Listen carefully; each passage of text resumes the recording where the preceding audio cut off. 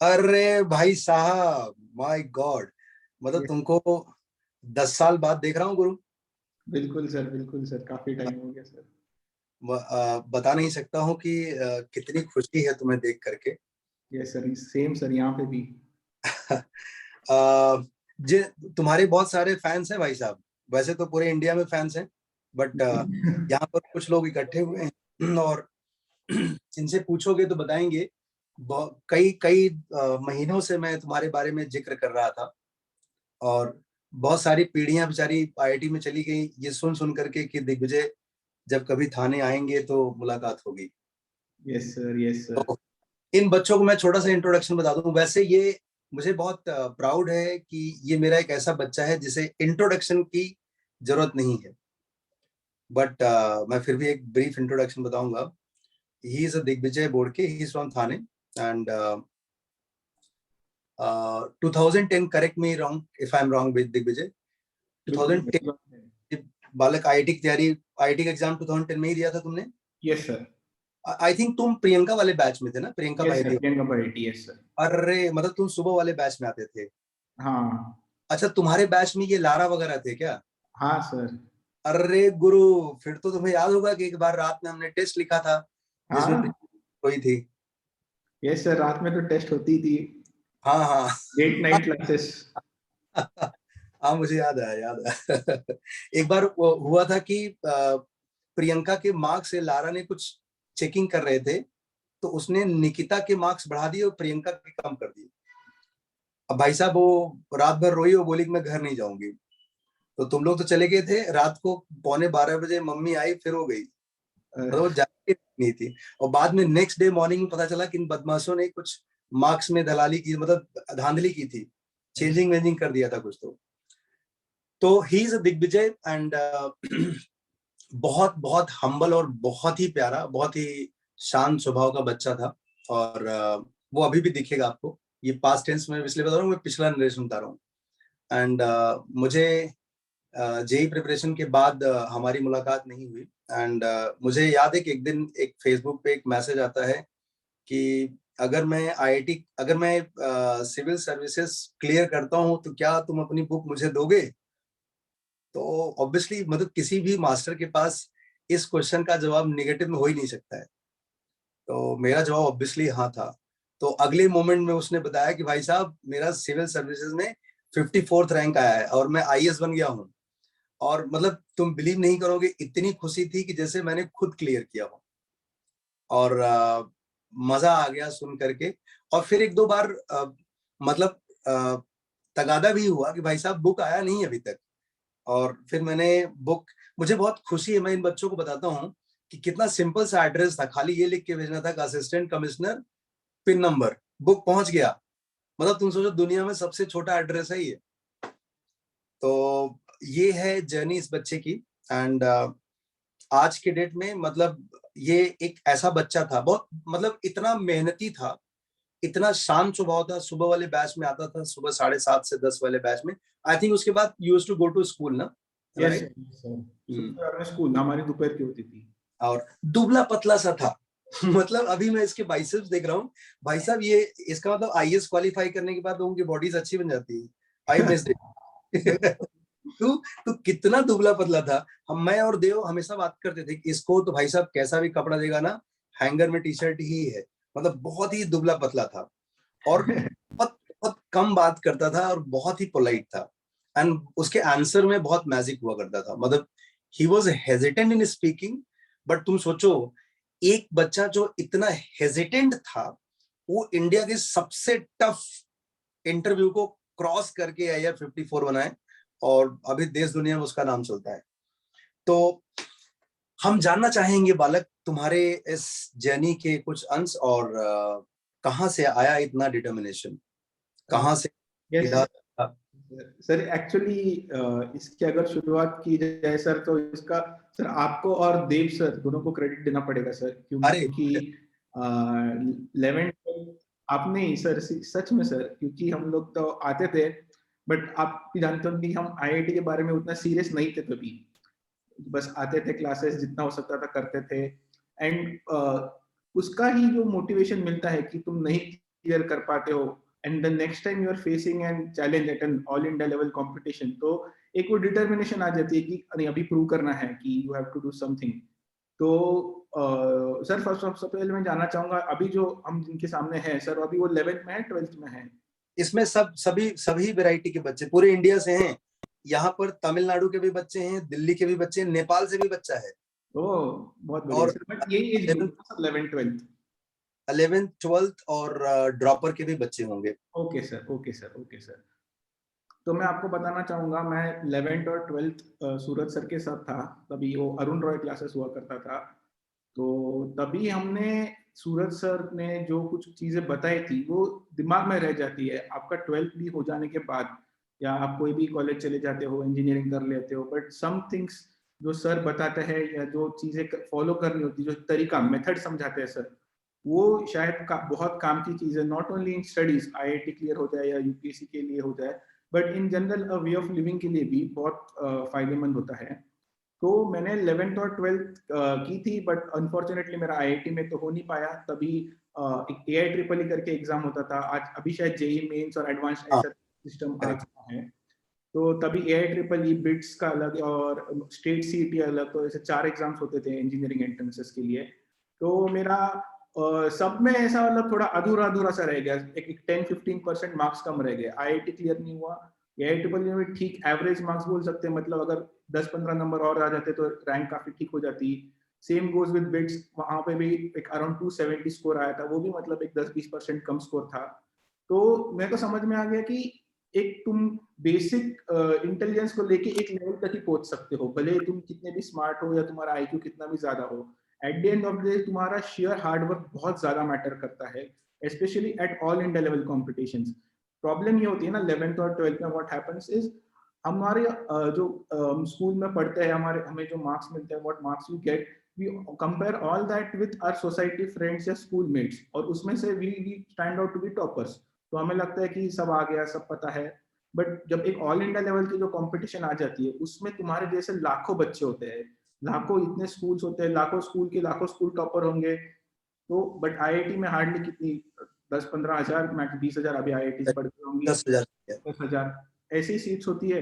And बस, तो competition इतना टफ है अभी, तो इतना मुश्किल हो गया क्योंकि अगर इंडिया का if you see the demographic ratio, youth population is maximum, it is having the maximum bulk.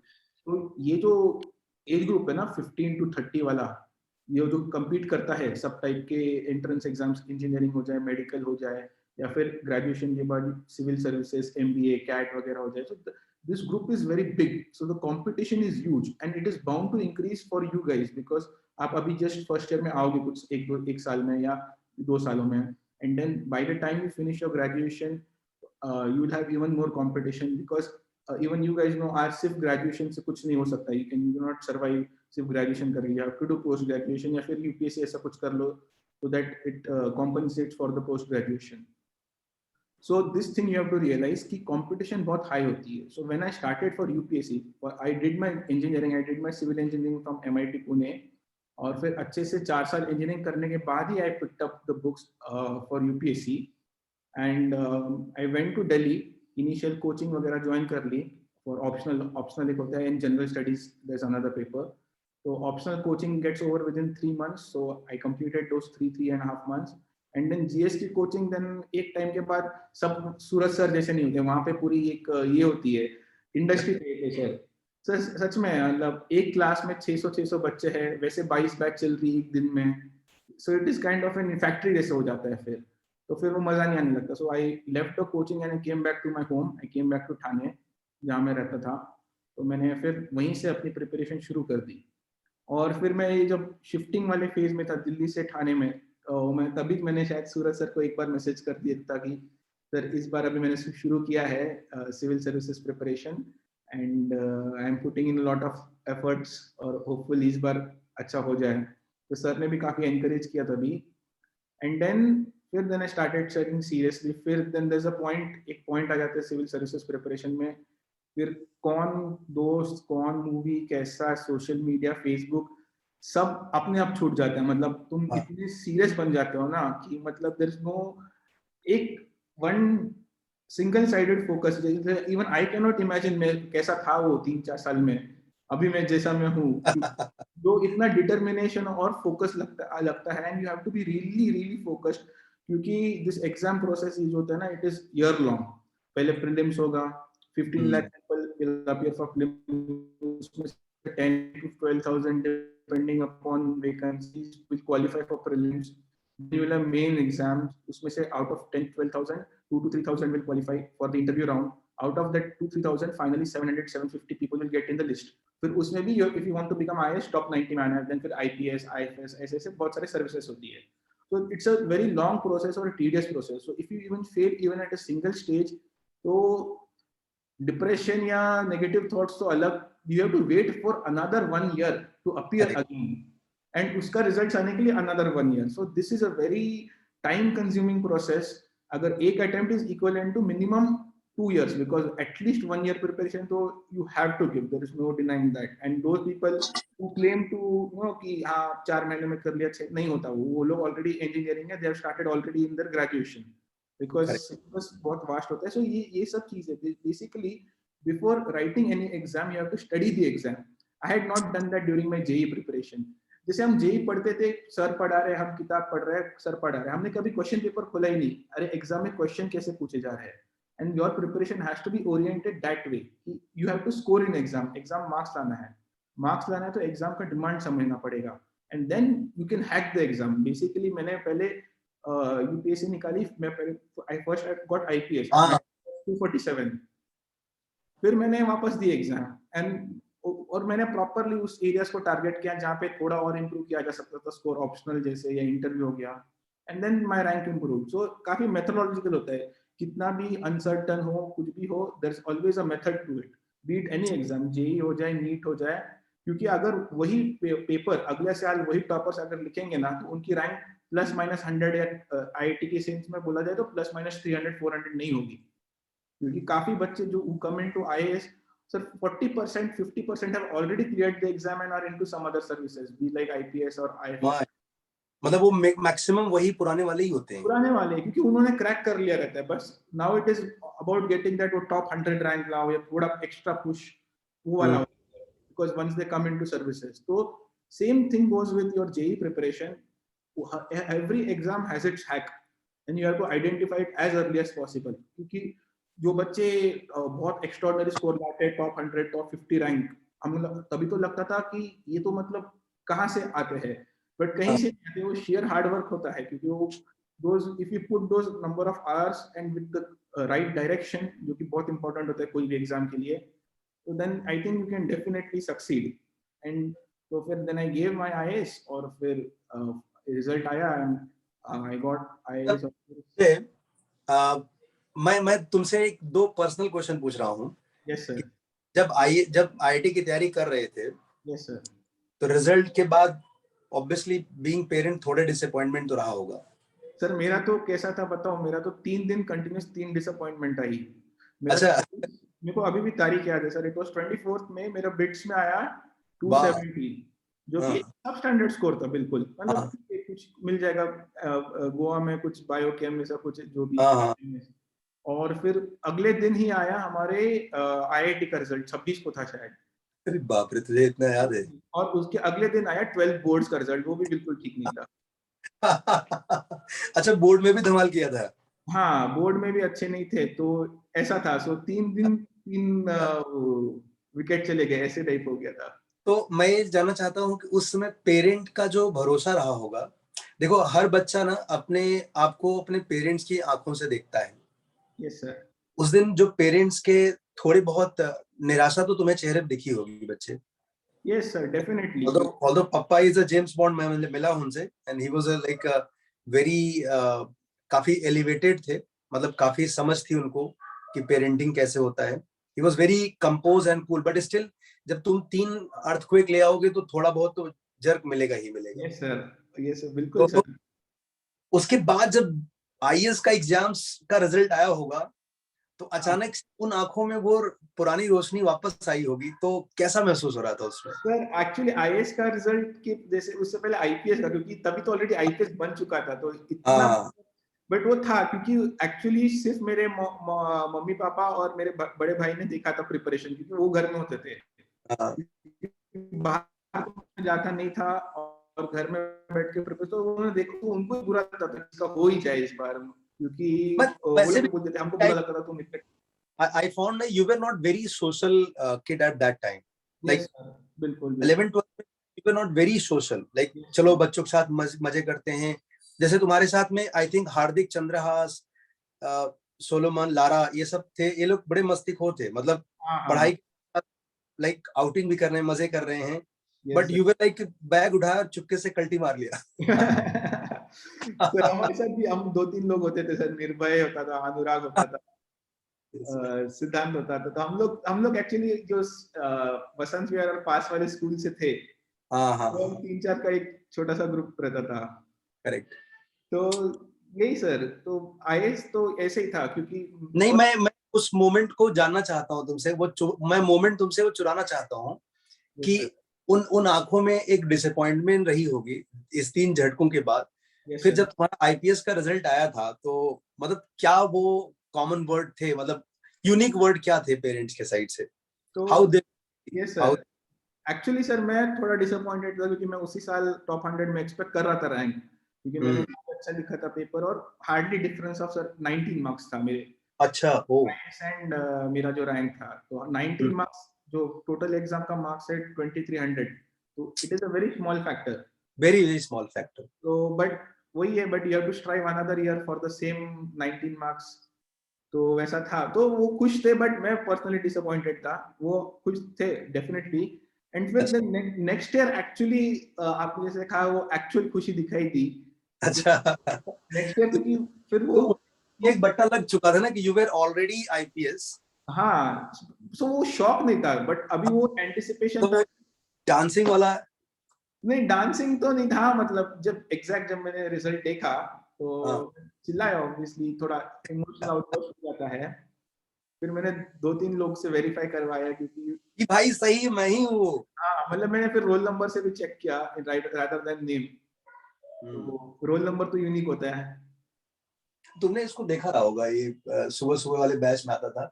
My wife yes sir. Actually new because she used to come some time उस टाइम पे preparation के लिए। Yes sir. MD, तो अगर इसने मजाक उड़ाया होगा मेरा तो नहीं नहीं, ये बहुत सीधा बता, ये मजाक वाला नहीं था। मजाक वाला वो अविक देव वगैरह थे, ये नहीं एमबीए का फुल था। फॉर्म। हाँ।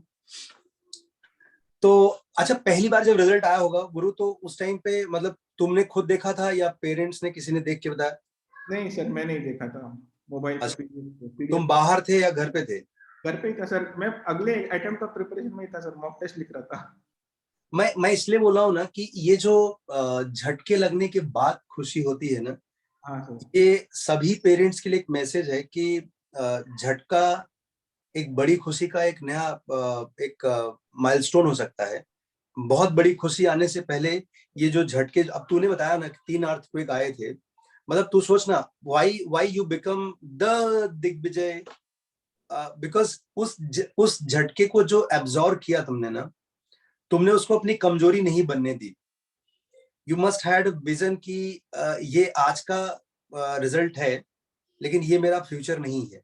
बिल्कुल सर। तो इन छोटे छोटे झटकों से जो बनता है ना बच्चा, वही कुछ ऐसा कमाल करता है। मतलब ये ऑर्डिनरी सिटीजन तो वहीं पर निपट जाते हैं ना। यस भाई सर। आपका रिजल्ट खराब आया तो या तो आप निखर जाओगे या बिखर जाओगे। Yes sir. तो वो जो निखरने और बिखरने के बीच की कड़ी है, वो कितनी संघर्षपूर्ण होती है और कितने। अच्छा, तुम जब प्रिपेयर कर रहे थे, मतलब तुम्हें मलाल तो बहुत था, मुझे याद है तुम्हारे कई बार फेसबुक पे या मैसेजेस में कि यू वर खुद ही बोल रहे हो कि मैंने आपको डिसअपॉइंट किया, मैं जेई नहीं जा पाया। आप मतलब एज ए टीचर सुन के अच्छा लगता था कि बच्चे को रियलाइजेशन है, बट तुम्हें कितना दर्द था इस बात का कि जेई नहीं हुआ तो बदला तो लूंगा? सर दर्द से ज्यादा सर एक कॉन्सेप्ट होता है इमोशनल इंटेलिजेंस वाला सर, जैसे हाँ।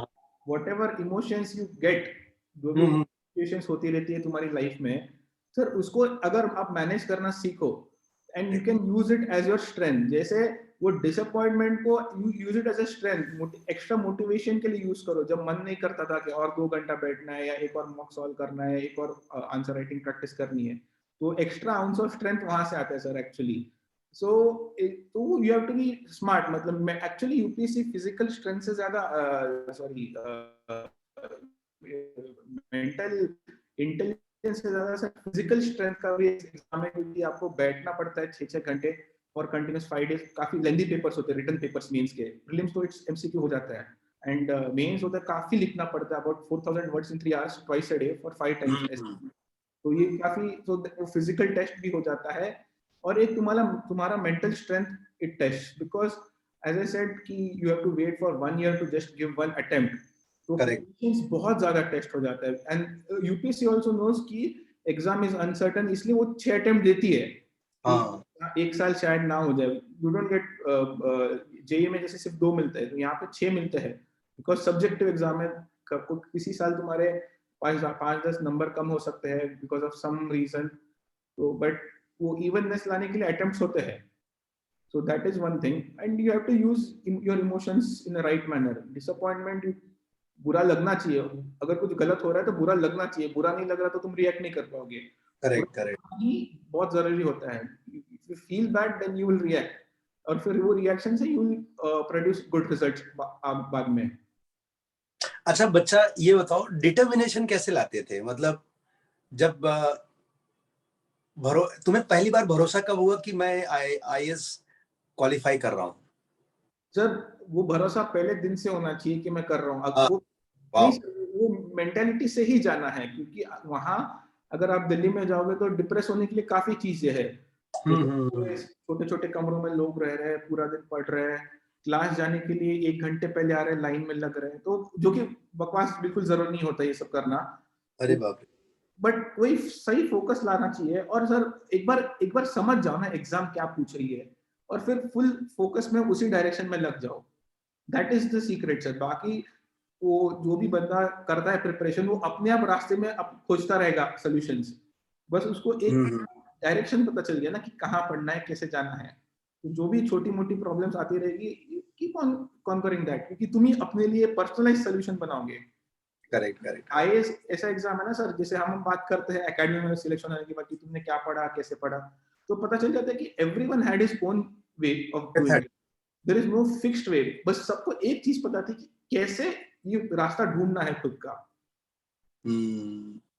अच्छा, ये कुछ तो पूछने वाला था. ये जो बच्चे 11th में हैं, जो 11th 12th में है अभी, अगर इनमें से किसी के दिमाग में, क्या तुम्हें 11th 12th में दिमाग में आया था कि मुझे आईएएस करना है? नहीं सर, बिल्कुल नहीं. अच्छा, ये आइडेंटिफाई कैसे करना चाहिए? How would you identify that UPSC is in you और you are looking for it? Sir मैंने, जैसे मैं 4th ईयर में था, तभी मैंने एमबीए के एंट्रेंस दिए थे, कैट और महाराष्ट्र सीईटी जो होती है. हाँ.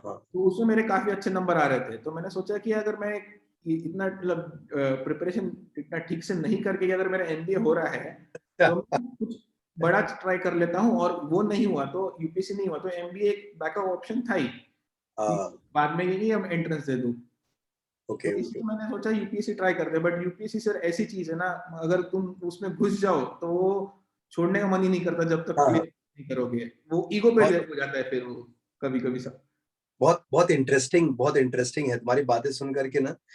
तुम सोचो, मेरा उम्र निकल चुका है, मैं एक एस्पिरेंट नहीं बन सकता हूँ, लेकिन मुझे गूज़बम्स आ रहे हैं भाई साहब. तो जो बच्चे तुम्हारी आवाज सुन रहे हैं, जो सुनेंगे ना, उनको तो रियली पता चलेगा कि ये कुछ चीजें एक्सीडेंटली होती हैं. देखो, तुम्हारा यूपीएससी पहले से प्लान नहीं था, बट एक ऑन द वे आया और तुमने उसको कॉन्कर किया. Yes sir. और लाइफ में मतलब यूपीएससी होना और यूपीएससी नहीं होने में कितना डिफरेंस है? मतलब how is your life, like क्या लाइफ स्टाइल होती है?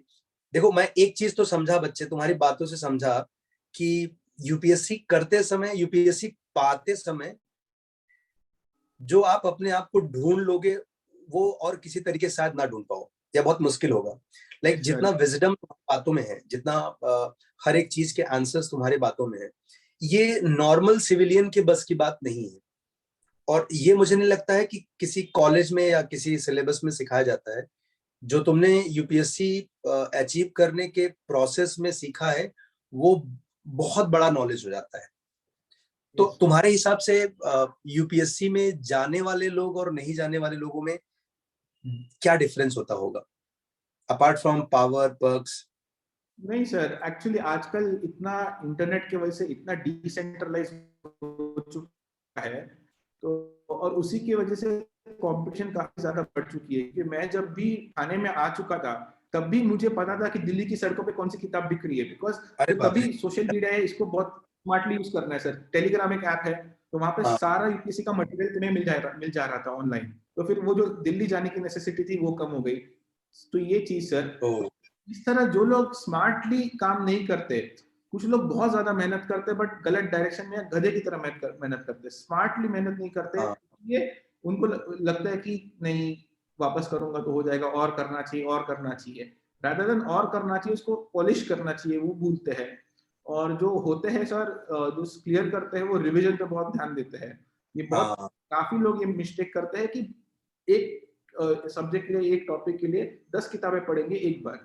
एक ही किताब 10 बार पढ़ने से तुम्हारा रिटेंशन भी अच्छा हो जाएगा और फिर तुम उस चीज से कनेक्ट भी कर पाओगे बाकी, क्योंकि यूपीएससी में कोई एक स्ट्रेट फॉरवर्ड क्वेश्चन नहीं होता। मेंस में अगर आप देखा जाओ तो बहुत डायनामिक क्वेश्चंस पूछते हैं, एंड ऐसे नहीं होता कि व्हाई व्हाट, ऐसे क्रिटिकली एनालाइज, डिस्कस, एग्जामिन, और हर एक वर्ड का टर्मिनोलॉजी का अलग अलग मीनिंग होता है, तो तुम्हें उस क्वेश्चन के साथ क्या करना है वो तुम्हें बहुत जल्दी सोचना है, and you have to write down those 200 to 50 words एक क्वेश्चन के लिए होते हैं विद इन 7.5 मिनट्स। तो अब जाकर तुम्हारे 20 क्वेश्चन 3 घंटे में होंगे, क्योंकि कुछ क्वेश्चन ज़्यादा टाइम लेंगे, कुछ इसके लिए फ्लो चार्ट, डायग्राम वगैरह कुछ हो सकता है, तो ऑल सच थिंग्स। तो ये स्मॉल स्मॉल चीजें जो होती है छोटी, मतलब माइक्रो मैनेज करना पड़ता है, स्पेशली एग्जाम का दिन वो सबसे ज्यादा मैटर करता है। तो तुम्हारे पास पेन्स रेडी होनी चाहिए, जब तुम इतना फास्ट लिखते हो तो जेल पेन जनरली ड्राई हो जाती है, तो तुम्हारी हाँ इंक से तुम ज्यादा फोर्स लगाते हो, फिर तुम्हारी हैंडराइटिंग स्लो हो जाती है। तो जैसे ही कोई एक पेन लाइट हो जाती है, तुम पाइपलाइन में और एक और 5-6 पेन रख लो। अच्छा तो सर ये तो तुम एक, सर नहीं ये बहुत मैटर करती है। जैसे मैं ये करेक्ट करेक्ट। करता था, तो मेरे को लास्ट में 2 मिनट मिले जिसमें मेरे को 10 मार्क के 2 आंसर लिखने थे और मेरे पास टाइम नहीं था, तो मैंने दोनों में थोड़ा थोड़ा लिख दिया। और और वो क्वेश्चन ऐसे थे जो मेरे को आते नहीं थे, I was not knowing the answer, but मैंने थोड़ा लॉजिकली गेस करके हाँ ये ऐसा होता है तो ये ऐसा हो सकता है, एंड वो सही निकला, एंड उसमें 4 मार्क्स। इंट्यूशन भी सही निकला। सर 4 मार्क्स, जैसे 4 मार्क्स से मेरी 54 से सीधा 90-84 हो जाती है।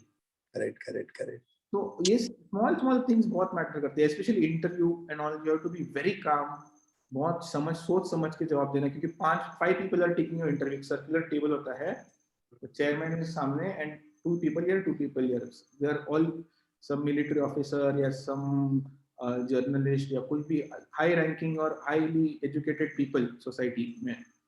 सो it is pressure situation, they will हाँ आस्क यू बिल्कुल question, correct, agree with you. तो उसमें you have to react, basically they are seeing your reaction, कैसे रिएक्ट करते हो। और the qualities being tested sir in UPSC apart from academic excellence की तुम how do you react in situations, क्योंकि administration में करेक्ट हमारा करेक्ट। बेसिक जो मैथ्स है जो होता है 10th स्टैंडर्ड वाला, उतना 10th 12th वाला बोला जाए तो it is more than sufficient. कुछ एक्स्ट्राऑर्डिनरी स्किल्स मतलब in terms of technical knowledge नहीं चाहिए होती, बिकॉज वो टेक्निकल सपोर्ट ऑलरेडी होता है, तुम्हारे पास में इंजीनियर्स होते हैं, you can take their opinion report, but वो कॉमन सेंस और वो एडमिनिस्ट्रेटिव सबको एक साथ कैसे लेके जाना है, coordination and running the show, ये आईएएस का बेसिकली काम होता है सर। कि सारे डिपार्टमेंट्स होते हैं तो एक कुछ लोग आपस में झगड़े होते हैं, तो all these qualities are being tested, and if you show those qualities in the interview तो वहां पे हाई स्कोर बढ़ जाता है। दीज ये सब चीजें एक किसी नॉन सक्सेसफुल या सक्सेसफुल कैंडिडेट को डिफरेंशिएट करती है। अच्छा, पेरेंटिंग पेरेंटिंग कितना बड़ा रोल प्ले करता है इस फ्रॉम नोवेयर टू एवरीवेयर की जर्नी में? बहुत ज्यादा सर, क्योंकि प्रिपरेशन जैसे मैंने कहा कि इट टेक्स मिनिमम 3 years या 2 years even if you clear it in first attempt. So if you are financially stable by that time, अगर आप जॉब के साथ कर रहे हो, काफी लोग जॉब के साथ करते हैं, but I was lucky enough कि मुझे वो करने की जरूरत नहीं पड़ी, तो वो पेरेंट्स का वो वाला सपोर्ट, तो फाइनेंशियल सपोर्ट तो था ही for this period of 2-3 years। और अपार्ट फ्रॉम दैट जो इमोशनल सपोर्ट बहुत जरूरी होता है, बिकॉज ये एग्जाम में, हाँ, वो बैक करते हैं तुम्हें कि तुम जो भी करोगे मैं हूं तुम्हारे साथ। हाँ, तो वो बहुत बहुत ज्यादा मैटर करता है, because in this exam there are points you feel depressed because you are preparing, तुम 6 महीने कंटिन्यूस प्रिपेयर कर रहे हो, बट तुम एक you have to wait another 3 months just to write prelims. हाँ, उसमें कुछ हैपनिंग नहीं है, मतलब कि 6 महीने पढ़ाई किया, एक रिजल्ट क्विक रिजल्ट्स नहीं दिखते, एग्जैक्टली सर, यस बहुत you bulls eye you have it sir, quick result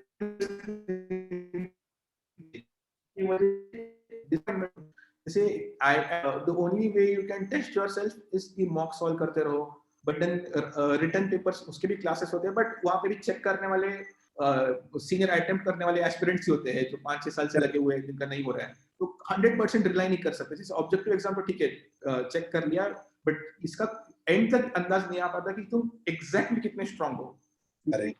you can guarantee, जैसे मैंने मेन जैसे लिखा, आई वाज लाइक 100% श्योर हाँ मेंस तो कैन आराम से निकल ही जाएगा, वो based on my preparation, but I could never say कि एग्जैक्ट इतने नंबर मिलेंगे। नहीं, मैं इसलिए पूछा कि जैसे तुम घर आते रहे होगे पढ़ाई के इस दौरान, मम्मी मिलती रही होंगी, सर मैं तो घर पे ही था सर, मैं घर से प्रिपरेशन कर अच्छा हाँ, तुमने बताया तुमने घर पे ही थे, यस।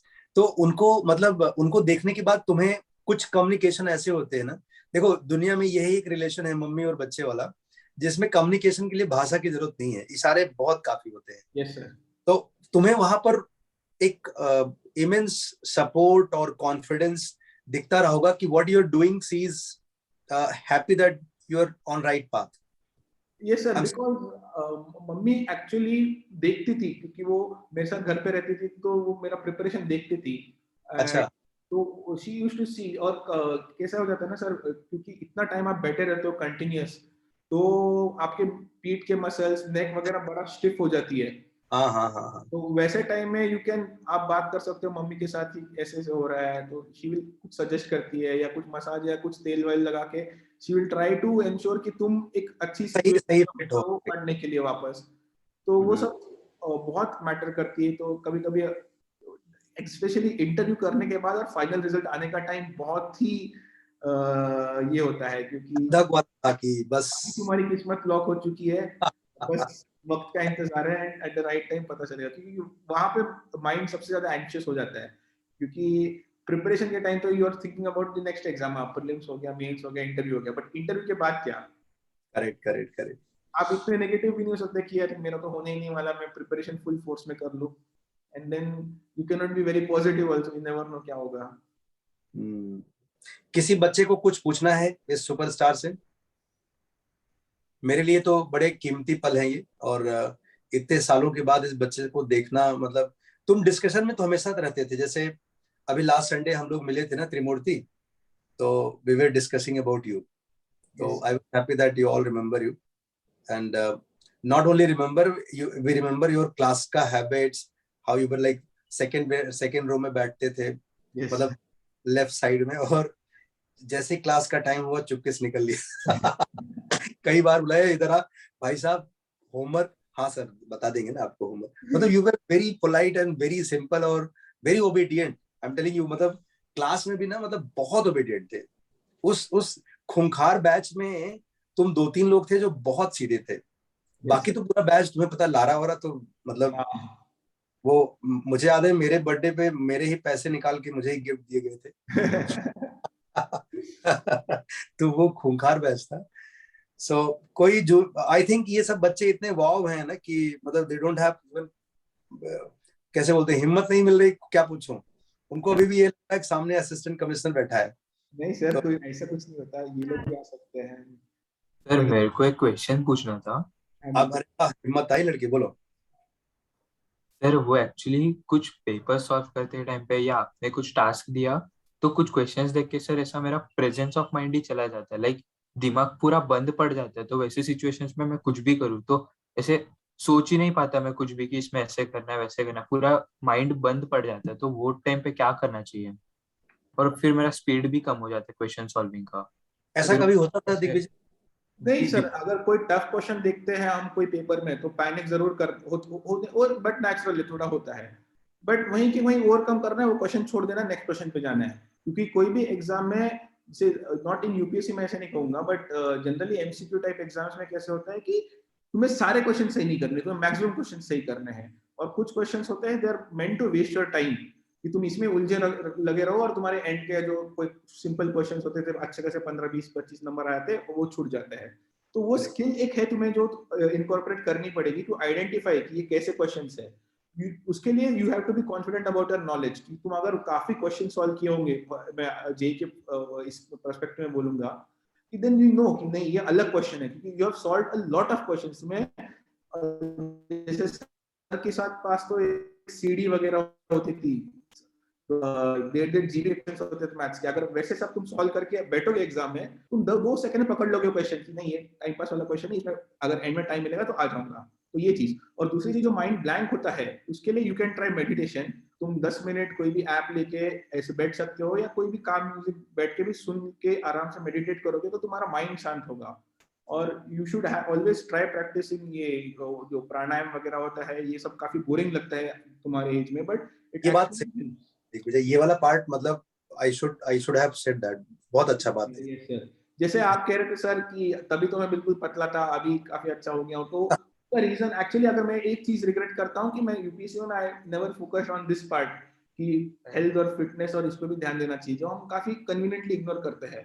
बट ये सब साथ में चलते ही होना चाहिए, आपकी एफिशिएंसी विल इंक्रीज अगर क्योंकि सर अभी तो इतना हेक्टिक होता है, it is more hectic than preparation या जो भी अभी वाला जो जॉब में होता है, because you never know emergency क्या कैसे कब, तो you have to be active throughout the day. तो ये सब मेंटल फिटनेस और physical fitness you have to incorporate within your preparation. You try meditation and don't panic. एक question से तुम्हारा एग्जाम बिगड़ने नहीं वाला है, just skip that question, move to the next question. वो भी गलत है, 4 क्वेश्चन स्किप करो, कुछ फर्क नहीं पड़ता। तुम्हारे लिए टफ है तो सबके लिए टफ है, बट उस उतना कॉन्फिडेंस आने के लिए you have to be confident about the preparation. Correct. और किसी को कुछ? भैया मैं आयुष मिश्रा। हाँ भैया मैं पूछा कि मतलब जो लवासना में जो बिताए हुए कुछ मोमेंट्स के बारे में बताइए। लवासना, ओके। तो लवासना बेसिकली क्या होता है ना, ये ट्रेनिंग नाम के लिए होती है, नाम के लिए in the sense it is a good part of training, but lot of the training का course is design for various activities. जैसे फाउंडेशन कोर्स जो स्टार्ट में होता है, where all services are together, there is a 10-day Himalayan trek होता है, there is Bharat Darshan. Basically that is not about learning from books, it is learning from interacting, you talk with, सब अपने अपने culture display करते हैं, there is dance, drama, सब होता है। तो basically it is getting to know India, क्योंकि एक्चुअली यू नेवर रियलाइज हमारे देश में इतनी डाइवर्सिटी है, इतने अलग अलग लोग हैं। अब आप सब तो ठाणे मुंबई में बहुत कॉस्मोपॉलिटन एरिया में रहते हो, तो ये फर्क वहां पे समझ में नहीं आता। Everyone is that urban bred and urban born, but when you come to rural villages, यहाँ पे समझ में आता है कि एक पार्ट ऑफ इंडिया दूसरे पार्ट से कितना अलग है। तो ये सब एक when you are an IAS officer, तो ये सब जानना बहुत जरूरी है। जैसे मैं महाराष्ट्र से हूँ, आज मेरी पोस्टिंग है कर्नाटका में एक तुमकुर करके डिस्ट्रिक्ट में। मेरे को बस प्रिपरेशन में नाम पता था, बट अभी यहाँ पे 1.5 साल से चला रहे हैं हम प्रशासन। तो बेसिकली अगर मेरे को उनके कल्चर के बारे में अप्रिसिएशन नहीं है, तो then I will not be able to administrate properly, क्योंकि यहाँ पे लोगों को संभालना है तुम्हें। ऐसे नहीं कि कोई एक फंक्शन है, you have to manage people. तो if you want to manage people, तो ये सारी चीजें की ट्रेनिंग होती है बेसिकली लवासना में। तो that is through various fun activities. एक भारत दर्शन करके होता है, तो 45 डेज तुम सिर्फ इंडिया घूमते रहते हो, फ्रॉम जम्मू कश्मीर एलओसी से लेकर तुम्हें कन्याकुमारी, सब अंडमान आइलैंड, सब नॉर्थ ईस्ट, सब भेजा जाता है। तो ये सब जानना चाहो। और एकेडमिक क्लासेस होती है, एग्जाम्स होती है, but that is not the major focus of the training. Major focus ये सब चीजें होती है, so that you become more appreciative about India's culture and the place you are going to serve.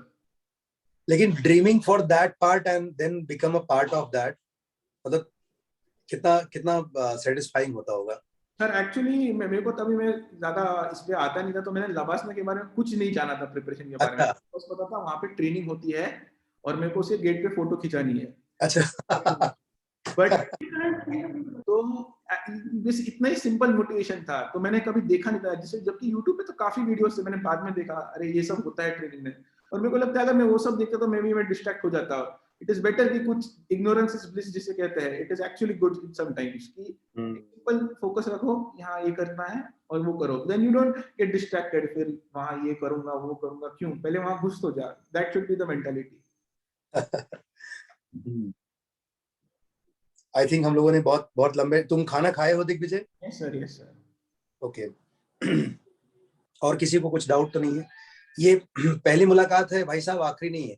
हम इस बच्चे जब भी बच्चे को टाइम मिलेगा और उससे कन्वीनियंट से we will definitely interact. And Digvijay, मैं बता दूं तुम्हें, मेरे नॉवल में एक जगह लिखा था कि जो माँ के पेट में एक छोटा सा बच्चा भी होगा ना, तो माँ चाहती होगी कि मेरा बच्चा किसी एक जैसा हो ना, तो आज वो सच में इमेज तुम्हारे जैसी बिल्कुल चाहेगी। It's not because of your particular post, just because of तुम्हारा रोलर कोस्टर जर्नी थी, मतलब जो तुमने अभी उतार चढ़ाव बताए, मतलब एटलीस्ट इससे मुझे ये एक इंस्पिरेशन ये मिलती है as a teacher. I have seen your journey, I know you very well. ये पता चलता है कि अगर कभी कुछ गड़बड़ होता है ना, तो इट्स अ मैसेज कि कुछ बड़ा अच्छा होने वाला है, और वो गड़बड़ से अच्छा के बीच में जो जर्नी होती है, that decides your character. So I am really, I don't have word to explain कि कितना खुशी है तुझे देख करके, मिल करके। And I am more than honoured that you accepted to come, and you don't even given the second thought, हाँ हाँ चलो आते हैं, और हमारे इस बिजी शेड्यूल से टाइम निकाला। और मेरा प्रॉमिस ये है कि अगर तुम्हें तुम्हारे फील्ड में आसपास कहीं कुछ बच्चे ऐसे मिलते हो जो फाइनेंशियली बहुत अच्छे नहीं हैं, और तुम चाहते हो कि मैं उनको कुछ हेल्प कर सकूं, तो मेरे लिए बहुत अच्छा होगा। मतलब I will be more than honoured to help them. जो तुम्हारी तरफ से रिकमेंडेशन आएगा, तुम्हारे जान पहचान के या तुम्हारे फील्ड के कोई बच्चे, ऑब्वियसली मैं जेई के लिए ही पढ़ा सकता हूँ, तुम्हें पता है, गुड फॉर दिस ओनली। तो थैंक यू सो मच बच्चे, आज मिल करके 10 साल पुरानी जर्नी फिर से रिफ्रेश हो गई है, और तुम्हें देख करके बहुत प्राउड है और बहुत कॉन्फिडेंस है। और तुम्हारी शादी में बेटा डांस करना है अपने को। बिल्कुल सर, आपको तो बिल्कुल सबसे पहले इनविटेशन दिया जाएगा सर, आपको और सबको सर, देव सर और सुमन सर, सबको सर। हाँ, सब छोड़ छाड़ के हम तीनों रेडी हैं। सुमन को भी डांस सिखाएंगे, सुमन सर को भी। तो हम लोग मिलेंगे जल्द ही, और जब भी थाने आना अगली बार ना, तो विल 100% मीटिंग। और तेरे भाई की शादी होने वाली तो बता रहा था ना? यस सर, भाई की शादी होने वाली है ना, बता रहे थे। अभी whenever you're coming in थाने ना, let us know, और हम तुमसे, यस सर, तुमसे सामने ऐसे वर्चुअली बात करके इतना मजा आ रहा है, तो सामने देख करके, मतलब तुझे बता नहीं सकते कितनी अच्छी फीलिंग होती है कि एक बच्चा अपना आईएएस ऑफिसर है भाई साहब। मतलब उसका जो अंदर से जो ऑरा फील होता है ना, तुम्हें शायद उतना नहीं होता होगा, लेकिन हम लोग तो इसमें ही फूले पड़े हैं। तो तुमसे बात करके, तुम्हारी बातें सुन करके बहुत कुछ सीखने को मिला। और स्पेशली जो मेडिटेशन वाला आपने बताया, ये बहुत नया था मेरे लिए, मैंने इस पे कभी फोकस नहीं किया, एटलीस्ट बच्चों के लिए। जैसे इस बच्चे का जो डाउट था कि मन अशांत हो तो क्या करें, आई थिंक यू रियली सही चीज बताया तुमने। तुम्हारे एक्सपीरियंस का ये अच्छा कंक्लूजन था ये वाला पार्ट।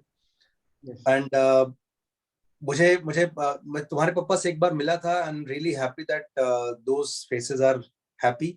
इवेंचुअली तुमने उनके कंधे ऊंचे किए, और उनके चेहरों पर खुशी ले आए, और ऐसे ही मचाते रहो बच्चे, और wish all the best. Very soon will meet. Yes sir, definitely sir. Okay, thank you बच्चा, thank you so much. Thank you so much. Yes, चलो गाइस, हम लोग 2 मिनट में स्टार्ट करने वाले हैं क्लास।